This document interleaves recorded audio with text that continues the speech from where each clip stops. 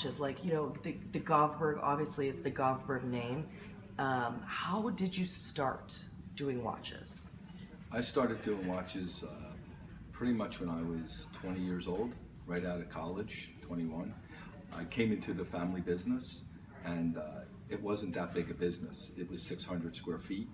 It was my dad and my grandfather, my grandmother, and my brother, and one other gentleman named Mike. But it was the six of us. And pretty much they had their niche. Customers came in for them, and we sold diamonds. We weren't in the watch business.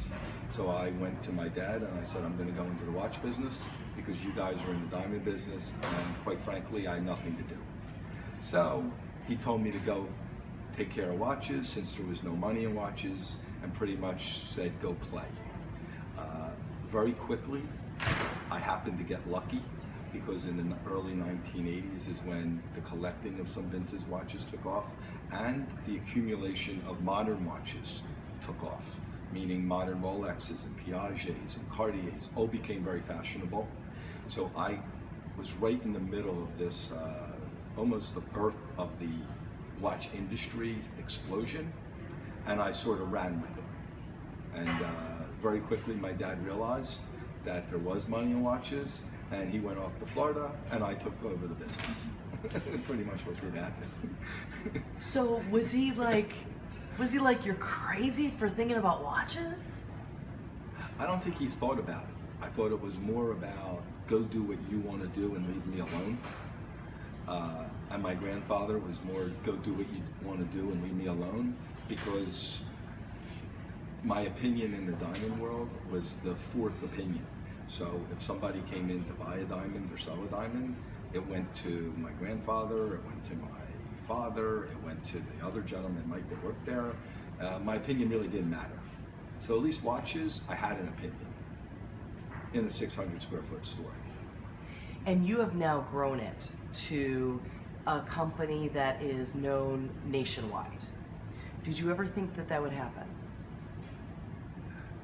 No. Well, I can't say no, because in the early 80s I did get a 1-800 number, which is 1-800-528-TIME, because I had to have a 1-800 number so everybody in the country could call me.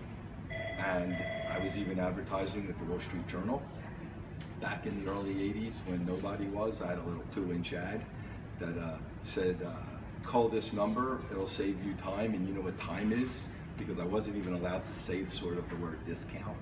And that's how I got around that. But I think what really woke me up was 5 or 6 years ago, 7 years ago, was just what was going on with technology.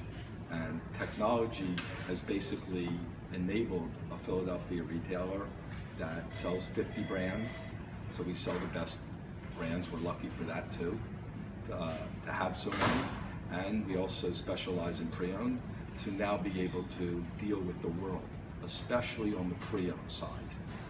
In the pre-owned side, we've got customers from Hong Kong to the Middle East to Europe, call us not on a weekly basis, but on a daily basis to buy timepieces.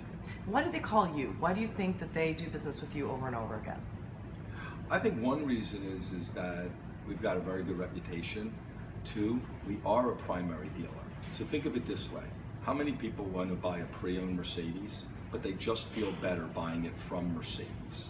So if somebody buys a pre-owned Breitling from us, but they Google us and they realize that we also sell new Breitlings that have been around 100 years, it makes it much, much, much easier for us to instill trust